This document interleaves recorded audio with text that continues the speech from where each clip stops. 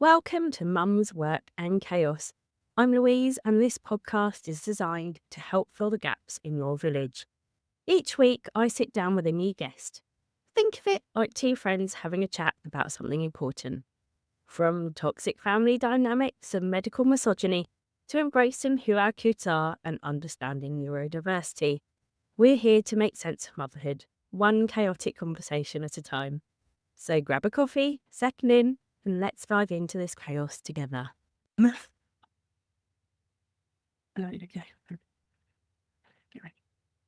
Hello and welcome to this week's episode of Mum's Work and Chaos with me, Louise. This week, I am so excited to be joined by the wonderful Sarah Graham.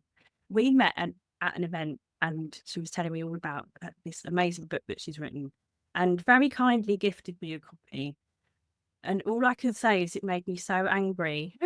I had to speak to you about it on the podcast. So Sarah not only is an author, she's also a journalist and she is a massive women's health advocate. And her book is called Rebel Bodies. And this is the book that lit a fire under my arse and made me get my own arse into gear with sorting some of my own issues out as well. Hello, Sarah. Welcome. Hey, thank you for that lovely introduction. So tell us a little bit more about you and where your journalistic journey started. I've been a freelance health journalist for about a decade, and I've spent most of that time writing about women's health. Initially, I wrote a lot about mental health, then I moved more into sexual and reproductive health. It was about 6 or 7 years ago that I started noticing patterns in a lot of the interviews that I was doing, women that I was talking to, across a whole range of different health conditions who were saying similar kinds of things. And one of the things that came up a lot and made me really angry and frustrated as a woman, as a feminist, was this feeling that doctors weren't listening, that they were not being taken seriously, that they were being dismissed. And I just thought, like, what's going on here? This wasn't just something that happened with endometriosis patients, for example, which I think is one of the big examples we think of when we think about the gender health gap. But it was happening with menopause patients and mental health patients and all sorts of different areas of health where I was seeing these same trends. Mm. And I just thought, this is nuts that this is still happening. Like, I was a feminist, I was very well aware of sexism and misogyny and the fact that we still live in this patriarchal world, but I had always assumed that health was a bit more objective. Yeah. And very quickly realised that actually it's not. And there are these huge gaps within the system that women are falling through. So yeah, that was the start of it really. Once I started pulling on that thread, I just couldn't stop. I had to keep going and watch the whole thing unravel. I think that's one of the things though, isn't it? We quite rightly, in my opinion, align health with science. At the end of the day, we link these two inextricably together. To get better at health, we have to do the science to get there. We have to make the observations, we have to do the tests, and we have to get to the point where we come up with either solutions or medications or help with these issues. And we tend to grow up hearing about these amazing female scientists who broke through the misogynistic, patriarchal, science barrier and reached these great dizzying heights like Marie Curie and so on.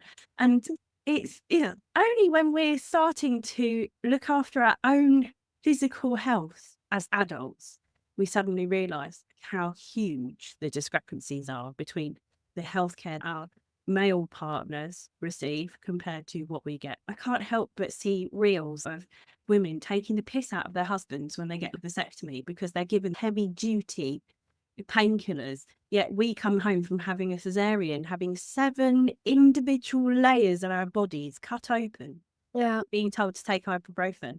It's just insane, isn't it? Like, the way they document our pain thresholds is just incredible. And also, like, the belief systems that go into understanding women alone, yet alone women of colour as well, is just incredible. Like, in your book, you were saying as well, like, for quite a long time, they believed that Black women just didn't feel pain.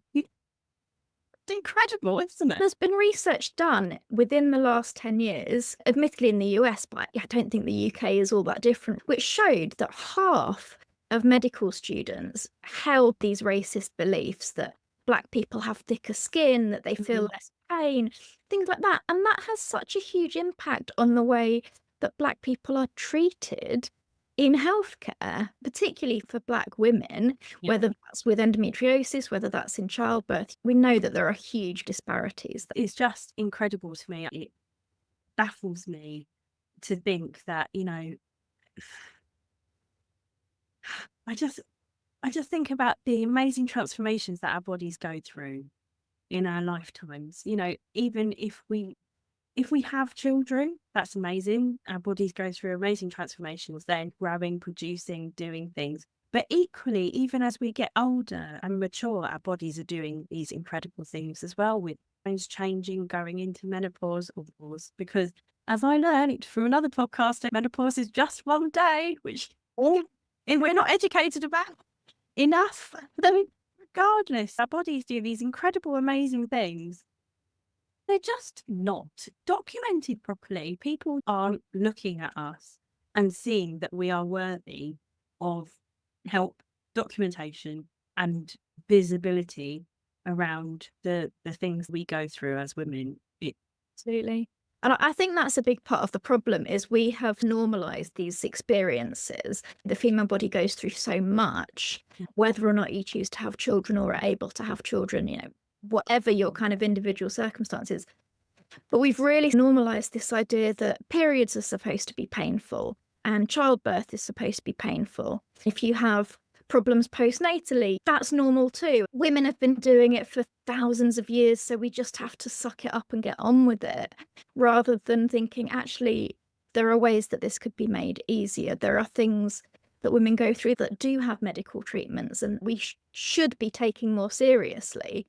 But there is this kind of idea that, well, that's just what it's like as a woman. I just think, if 1 in 3 new dads was regularly wetting themselves, we wouldn't just shrug and go, oh, but at least your baby's healthy, That'd be such a big deal. But it's just seen as the price you pay as a woman. And same with menopause, this attitude of it's natural, it's normal, it's what women go through. Yes, it is, but that doesn't mean that there isn't a role for medicine to make people's lives easier. Yeah, exactly. Going from your journalistic background in health and women's health, it seems like it was a very natural progression to go from there to writing the book.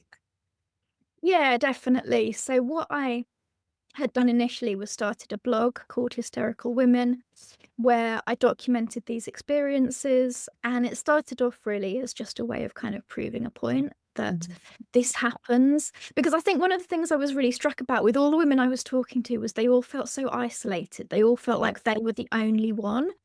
And they would say things like, oh, I just thought that I was weaker than other women, that I wasn't coping as well as other women. Everyone else was managing this and there was something wrong with me. I thought you can't all be feeling this way. So it really, as much as anything, was to say to women, this is not just you. This is a systemic problem happening to lots of other people like you. It's not your fault. This is a problem with the healthcare system. I started that in 2018, always with the idea that it might develop into a book. As journalists, we always sort of have the idea of a book in the back of our minds anyway.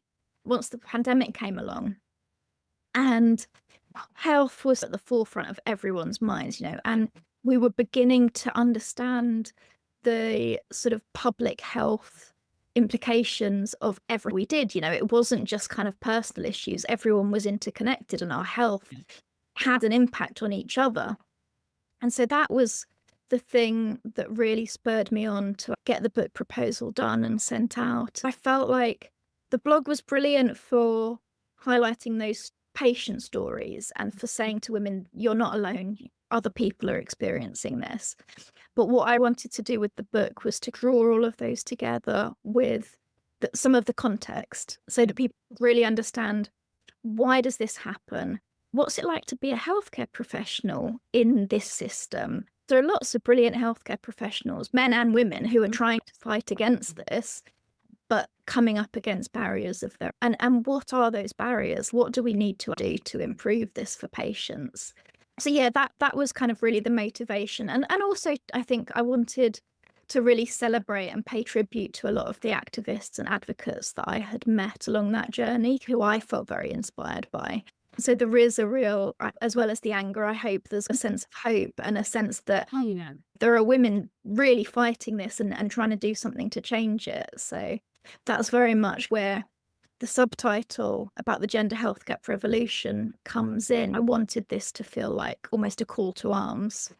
Oh, yeah, definitely. I needed the anger to give me the boost up the butt. And Yeah. also, there is that solidarity within the book, like knowing that these women are fighting for you, but equally knowing that you're not the only one who's gone through these issues. I came away feeling like I needed not only to advocate for myself, not only like I knew that there were other people having the same issues as me or other women fighting for me, but that I needed to do something too.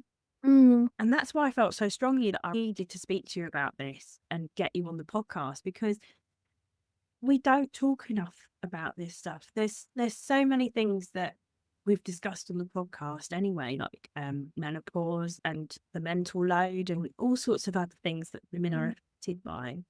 But I think it's so important that we know that, as well as other people advocating for us, that we can advocate for ourselves and that our voice is important. I think some women go in to see a GP with the attitude that they're going to get dismissed anyway. Sometimes even with my own mum, as mothers, we put ourselves last. Yes. I don't think it's necessarily a biological thing. I think we do anything for our kids. But equally, I feel like there's a societal expectation that we have to look after our children, our husbands, partners, and then we look after ourselves. And we are at the bottom of the pile. Sometimes, even though my sister and I, we don't live at home anymore, we have families of our own, my mum will still put off going to the doctor because, it's just a niggle in my shoulder. Oh, I've just been having stomach cramps for the last 3 months. Nothing to worry about. Seriously, will you just go to the doctor? Trying to persuade her to go is so difficult. I don't think it's just from a place of feeling like she's going to be a bother. I honestly feel like it's from a place of, I'm going to go, they're not going to listen to me, and I'm going to have to deal with it on my own anyway. Yeah. And I think that is hugely damaging. That, for me, is one of the real long-term risks of what we see with the gender health gap. You get people who've had bad experiences and it puts them off going in future. Maybe the first time it wasn't something super serious, but they felt they weren't listened to or heard. Next time, it could be much more serious and they just think, well, there's no point. I'm going to be ignored. I'll not bother. And I think that is something the medical profession really has to sort of take notice of and think really carefully about the long-term implications of their words and their actions, because just because something doesn't seem like a big deal to you, it is to the patient sat in front of you. Otherwise they would not be there. Like, people have better things to do with their lives than just go to the doctors at the drop of a hat. If they're there, it's because something doesn't feel right. And I think this idea that we see that women are always at the doctors and blah, blah, blah, and it's so damaging to that long-term trust and that long-term relationship with the healthcare system. I would like to point out that the majority of the time I'm at the doctor's, it's because I'm there with a small child. The thing that I talk about in the book is there's so much womb admin that we just have to do as a normal part of being a woman, going for a smear test, going for a pill check or a coil fitting. There's all this stuff, or because we're pregnant, or to get HRT, stuff that isn't necessarily because we're ill. It's just stuff that's keeping us healthy or preventing us from being pregnant or whatever it might be that men just don't have to deal with on a kind of monthly or 6-monthly basis. I absolutely love that term, womb admin. That's brilliant. So much of it that we have to just constantly be thinking about. And that's the thing, isn't it? If you're on the injection, you've got to go every 3 months. If you're on the pill, it might be that you're only given a 3-month supply to begin with, then you're on the 6 months, and you still have to remember, this is my last sleeve. I need to book an appointment well in advance, because it can sometimes take 3 weeks to get a routine appointment to be seen for this thing, or, you've got to keep on top of it all as well. It's so difficult, let alone then if you have female children, once they reach the age of menstruation, you've got to worry about their womb admin as well. So it's not just yours, you've got theirs too. I've got 3 girls, so I'm screwed. There's going to be 4 womb admin logs to look after. It's tough. It's not easy. But as well as the journalistic side and the book, and speaking to all these amazing women through your blog that then obviously led you on this journey to writing your book, you start off in your book with the history as well. It starts off with a potted history of medical misogyny, like what it means, who's been affected, and all of that stuff as well. I read that and I was like, I need to put this down, go and make tea. But even the first couple of pages lit this fire of like, what is going on? But in case there's anyone sitting here listening to us now wondering, what is medical misogyny in the simplest terms? I think the tricky thing about it is that there are lots of layers and lots of to it, so it's really difficult to put it into simple terms. But in the simplest possible terms, when we talk about the gender health gap, for example, which is maybe slightly easier to explain than medical misogyny, we're talking about disparities in healthcare treatment and in healthcare outcomes between men and women. There are lots of different factors involved in the gender health gap. There are gaps in research when it comes to conditions that mostly affect women. There are gaps in training and education that doctors receive. There's no mandatory education on menopause, for example, which is something that's going to affect half the population at some point in their lives. It has massive implications for all sorts of different areas of health, but it's not covered in medical school. And then there's the slightly more complex cultural stuff, which is where your sexism, your gender bias, your misogyny, your racism, your ableism, homophobia, transphobia, all of these different kind of discriminations come in and layer on top of each other. That is around the attitudes healthcare professionals have towards women and other marginalised groups, which aren't necessarily always explicit or conscious. It might be unconscious things like thinking that because women are more emotional, they must be having a panic attack when they're presenting to A&E with chest pains, for example. All of those really harmful stereotypes, like we talked about earlier with Black women feeling less pain, which results in Black women being given less pain relief when they need it. It's a totally false stereotype. All of that is more complex to unpick, certainly more complex to think about how we tackle it, because it comes down to not just individual doctors' attitudes, but the whole system-wide attitudes, the whole culture within healthcare. Sometimes you see it in really explicitly misogynistic terms. There was one surgeon who described how much he hated doing the laparoscopy list for diagnosing women with endometriosis because he said they were all fucking mental. And this was a guy who was literally cutting women up to diagnose them with endometriosis, and he had already written them off as it's all in their head, they're just nuts. When a woman has endometriosis, it's going to be in front of him. Absolutely. You've got it. Completely. But I think more often it is that subtle thing of, oh, are you sure you're not just a bit stressed, love? Is it just your hormones? Oh, well, that's just what it's like after you've had a baby. That more insidious stuff is more difficult to challenge. It feels more like gaslighting that really makes you question your own sanity. Maybe they are right. The number of women I've heard, I got to the point where I thought, maybe my doctor's right and this is all in my head after all.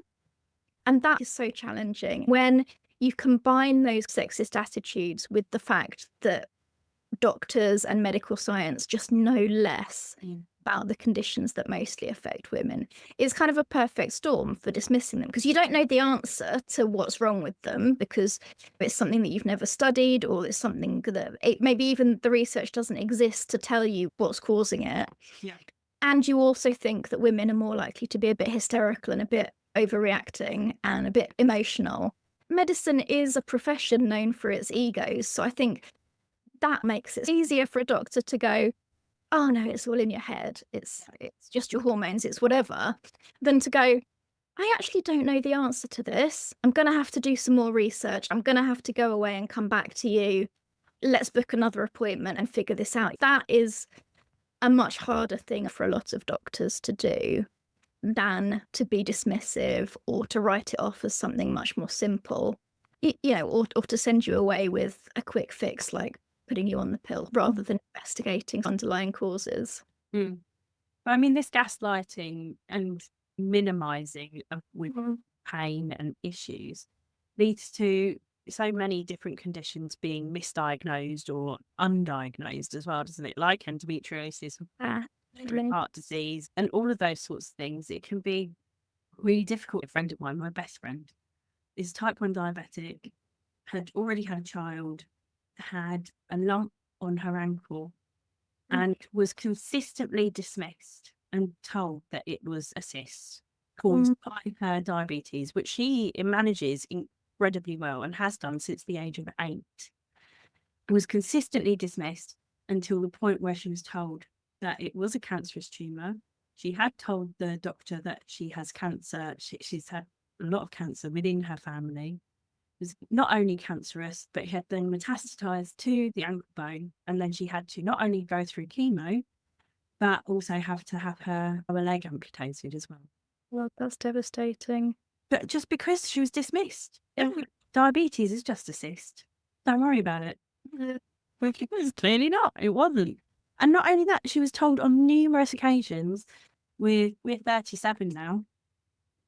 This happened about 2.5, nearly 3 years ago now. And she was told on multiple occasions that she was too young to have cancer as well.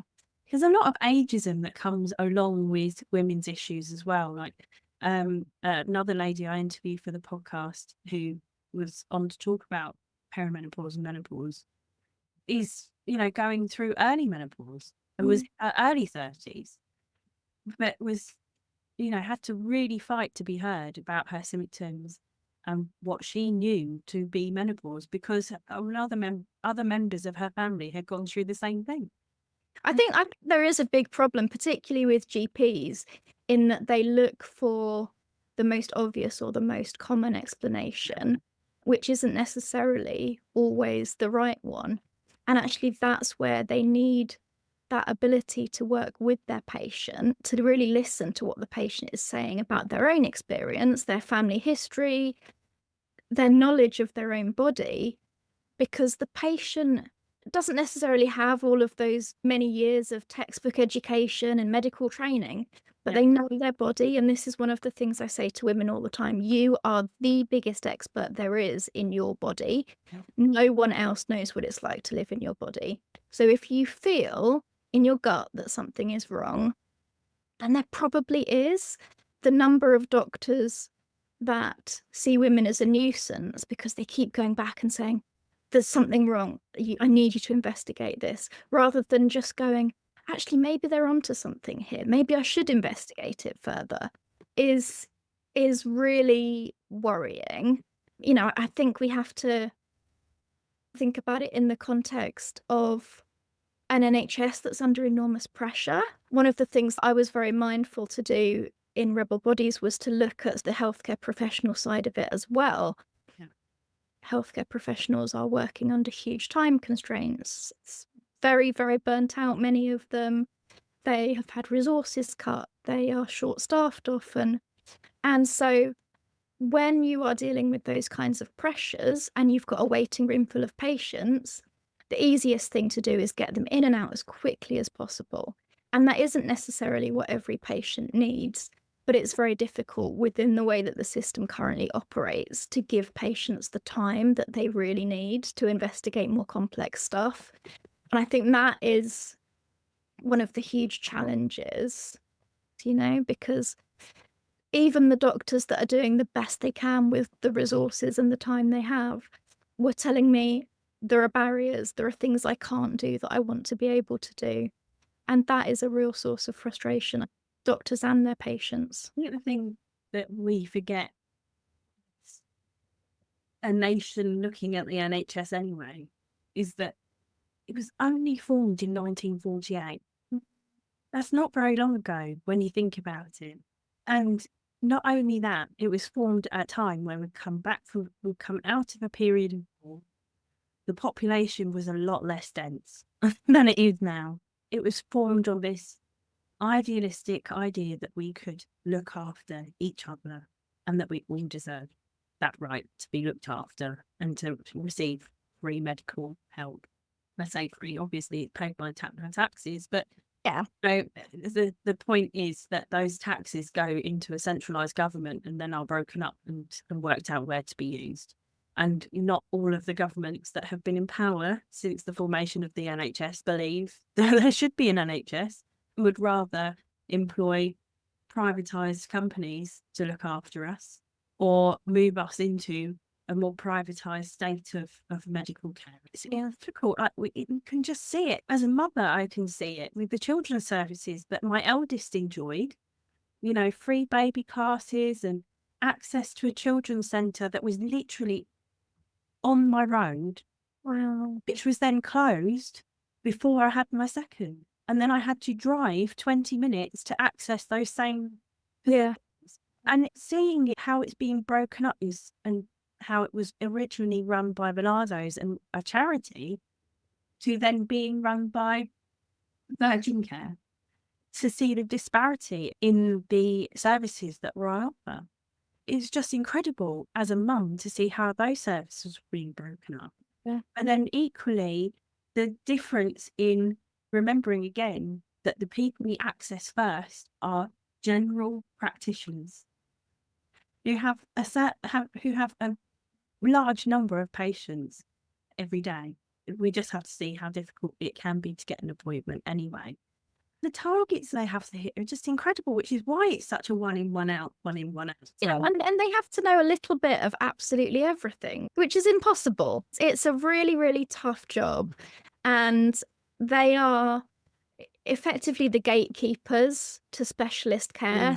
They get a lot of the kind of frustration and anger from patients that feel like they're not getting the referral they want or whatever. And I definitely think there are ways in which general practice can be improved, but actually a lot of that comes from properly funding it and making sure we've got enough GPs and that they have the right training and the right resources and can refer people to specialists that can then see them in a timely fashion. A lot of the time, particularly when we're talking about gynecology, I hear from doctors saying, oh, my patients are really frustrated because they want to see a gynecologist and I have referred them, but the waiting list is 2.5 years. So I'm having to just manage them as best I can with what I can do as a GP, which is much more limited. I think there is that kind of expectation management that needs to be done as well, that even the best GP cannot get round the massive waiting lists that we have in gynecology and is just going to have to try and fudge it until you can be seen. I went for my own gynecological issues. And as I was saying before we pressed record, it took me 5 years to get to actually see a gynecologist. And it wasn't a case of the waiting list being that long. It was a case of me going through, being on the pill, having blood tests, but not being able to do hormone tests because I'm on the implant, having ultrasounds, but then ordering the wrong kind of ultrasound to finally causing enough of a fuss that I finally got referred to gynecology. I was lucky enough to be seen privately, but through the NHS. And even luckier still, the gynecologist that I was assigned, the minute I sat down, he just went, just tell me everything. And he'd clearly read my notes as well. Because as I'm going through the list, he was like, oh, I think that was actually in 2018. I was like, oh, yeah, actually, you're right, it was. And it was so weird. I got goosebumps. I was like, this man, he's actually read my What is this? And I left that room and I sat in my car and I cried. And then I rang my mum. And I was just in shock that he actually listened to me. Not only that, he went, and next week you'll come in for an ultrasound. And I was like, oh, what, an internal one? And he was like, yes, we're going to do an internal one. Not like the last time you had an ultrasound for endometriosis, which they can't see on an ultrasound anyway. And he was shocked to know that I knew that as well. But this is the thing. I never fell down the trap of going on WebMD and spiraling down the rabbit hole. I've always been so only the NHS website.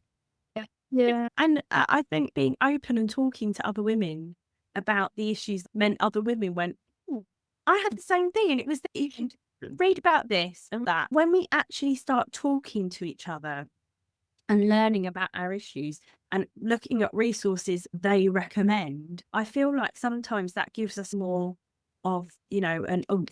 When we're coming to the doctor with issues, we can say, well, I went on the NHS website. I didn't go on WebMD and read about the research study from 1986 that was only carried out on spider monkeys. But this is what I've learned from your own resources. Yeah. And this is what, I'd explain to the doctor, and even my daughter was in the room with me watching Peppa Pig on my phone. I'd made the effort to be there, even though it was inconvenient for me. Yeah. And I think that's when they realised, oh, actually, she needs help. We're going to get her seen. And now I've got an appointment for a laparoscopy in 3 months' time to finally find out if I have endometriosis. But the problems don't just end with physical issues as well. My eldest daughter has ADHD. Originally, the school didn't want to acknowledge it. They just thought, oh, she's a bit inattentive and she chats too much. But she's not a boy. In some cases with boys, you see more behavioural issues with the hyperactivity side and the rejection sensitivity dysphoria that comes with ADHD. With girls, they tend to have an outburst and go and cry on their own. With a boy, you might find he'll pick up a pen and throw it at someone instead. Our reactions are different between women and men. And so I'm now also on a waiting list to find out if I have it. But I've been on the waiting list for nearly 3 years now, and I've finally decided I've had enough. I'm going to go right to choose because I honestly feel like I'm losing my mind at the moment with everything that's going on, with all the calendars I have to keep up with work, with hormone changes as well.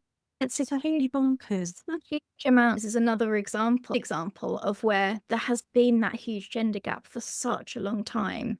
That's so kind of deeply ingrained that, autism and ADHD are things that affect boys, and all the research has been done on boys. All the stereotypes we have are boy, partly down to the different ways that boys and girls are socialized. It manifests differently and has been overlooked. Girls are typically better at masking and going under the radar for that exact reason, because they're better at the social cues that allow them to go unnoticed. I think that's been a big part of this gender health gap revolution that we've seen in the last few years. Women being late diagnosed in their 30s, 40s, suddenly going, hang on a minute, this is not just something that affects men and boys. This has affected me since I was a girl, and it's had this impact on my career and my relationships, and really opening people's eyes to something that's been completely ignored for such a long time.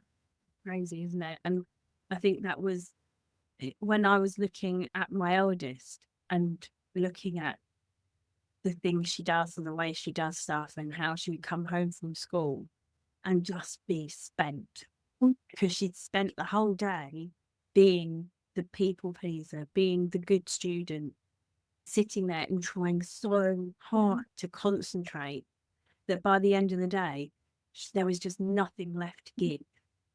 And then just vegging in front of the telly and, batting her sisters away because she had no more space for being touched and talked to. There was no more brain capacity. It was gone. And I was just like, oh my God, with me when I've spent a day at work and I've had to travel somewhere or be nice to people all day. Oh my gosh, I used to do that when I was a kid. People could be speaking to me when I'm concentrating on something. I'm so hyper-focused on it, I can't even hear them. Yes, there are times where I'm doing something and I'm so into a task that I forget to eat, go to the toilet or sleep. Yeah. The power of social media and sharing and story is same with endometriosis. A huge amount of endometriosis awareness has come out of women sharing their stories on social media, on Instagram, on TikTok, on podcasts, on whatever. Same with the menopause. It has been such a democratizing effect on the way that we talk about these things, because it's no longer just doctors. This is how it is. It's no longer a kind of doctor is the expert and we just sit there and listen to what they tell us. We have access to so much more information through the NHS website, NICE guidelines, through all the various different charities that are out there. But also, as you were talking about, that community and sisterhood of patients sharing experiences and saying, have you considered this? Have you tried that? There are pitfalls to that. There are a lot of people out there on Instagram and TikTok who would sell you anything as a cure and charge you the earth for it. You have to be savvy and know how to navigate this stuff and know what is evidence-based. And that's difficult because there isn't a lot of evidence. I do think there is a real kind of power to that community knowledge sharing and experience sharing. It reminds me a lot of the second wave of feminism. There was this idea called consciousness raising, where women literally just like sit around each other's houses and talk about their experiences and go, oh my God, that happened to me. I think social media is a kind of digital version of that. I think as well, like when you look at it and you see these, I guess, more traditional, like when you, okay, I think I'm just going to say it. You look at these women sharing their experiences on social media. We have gone through the point where we've had blogs and then vlogs and blogs and vlogs again. They weren't the easiest to access. Yeah. You know, I mean, like I had a blog that was free and I did really well and that served me well. But then the minute you wanted to step it up and really get serious with it, it was transferring it all to WordPress and paying for hosting. And that could be a barrier to entry. Again, with blogging, you need a good camera, microphone, this to do a vlog, right? You don't. I have a webcam and a cheap gamer mic and I'm here doing a podcast. With the advent of the smartphone and social media, there's this access available to everyone. And some of it creates really good, empowering content that allows us to feel validated, realize that we might have issues of our own and move forward and advocate for ourselves. And then, of course, there's the dirty side where they're trying to sell you a 3-week course on how to get your shit organized with it as a woman with ADHD, or this miracle pill that will help you lose 10 pounds while you're on menopause. Yeah. It's always been like that. It always will be. But then you've got traditional media sitting there going, oh, this is a trend. Let's see how we can dismiss this and minimize it and make this cultural consciousness movement of women's health into this, make everyone see it as the fad that is. And it's not. And we shouldn't listen to this, or we shouldn't feel dismissed or minimized at all. In fact, get on your phone. Advocate for yourself and for others. I think the only thing I can say for myself in starting this podcast, and the reason I started it was because I wanted to make women aware, like you, that they weren't the only one. They weren't the only one that was feeling like a shit.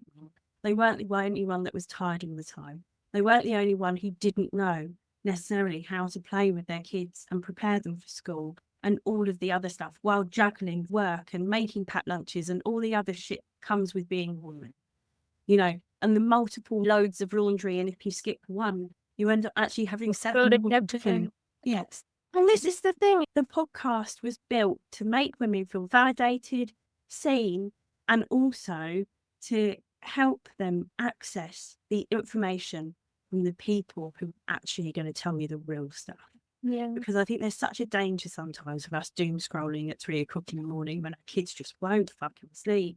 that we end up falling down the pit of fake news and fake advice and fake people.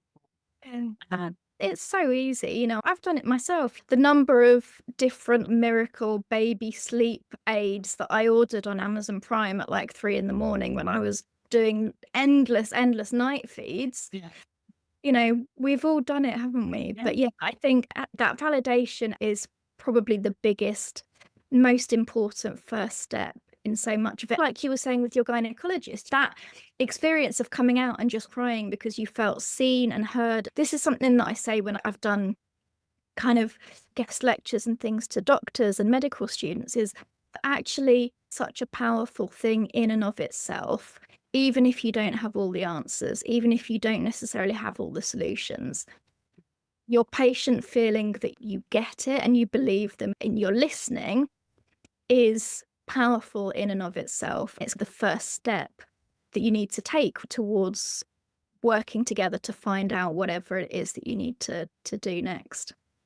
it's exactly. It's a nail on the head. That's it. We can end now. No, It's difficult to get to that point though, and I think sometimes it can feel like you're trying to trudge up a hill covered in custard. It feels like an impossible task. But once you get to the summit and once you start feeling like there is that person that can hear you and see you, it's such a relief.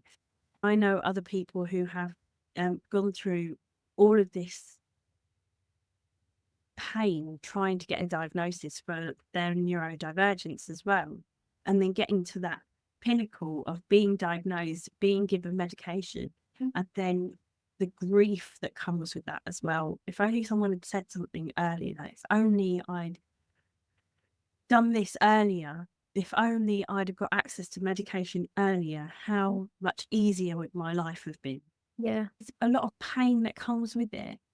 But I think unless we're sitting here fighting and speaking about it and telling people about our own journeys, it's so much more difficult for other people to realise that they need to start theirs. You know, and I think, as you've said about your own story, there is a lot of luck involved in it. One of the things that I often say to patients is I can give you as many tips as you like about how to advocate for yourself, how to prepare for your doctor's appointments, this, that, and the other. But if you go in there and have a doctor who is as compassionate as a brick wall with no empathy whatsoever, you're just not going to get anywhere. You need luck of finding the right person, the person who gets it, the person who is prepared to work with you. Yeah.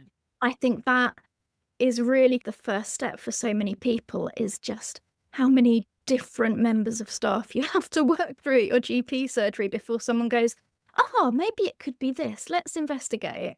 There is so much luck and struggle and perseverance involved in so many people's stories.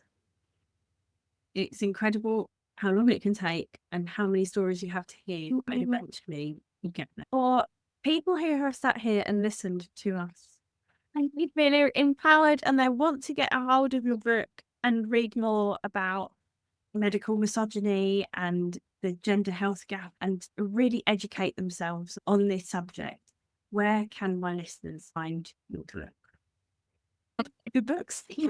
Wells Books. Yeah, it's available in hardback, paperback, audiobook, ebook. I think that's it. You can get it from your local library, anywhere. I really don't care how people read it. People are often like, I just bought the audiobook. I'm really sorry. You probably don't get as much money for that. Or I just got it from the library. I'm really sorry. And I'm like, I don't mind how you read it. Right or wrong way to read it. But yeah, it's available from wherever you get your books, however you like to read it. And you do a lot of speaking at lots of different events as well, don't you? Please do follow Sarah on Instagram and make sure you keep up to date with where she's speaking, because she does incredible events. Yeah, no, I've done some really amazing events the last couple of years. It's not something that I've ever done before the book, really, but it's definitely kind of opened a lot of doors. I've spoken in some some fascinating places, from like rooms above pubs to university lecture theatres and everywhere in between, basically. It's all good fun. I've been a bit quiet the last few months, but a few things starting to get lined up for later in the year. I will put all of the details in the show notes about where you can find Sarah and her book. You can follow her on Instagram, Sarah Graham 7 Writer. Her blog is available as well, Hysterical Women. Again, I will link that in the show notes too.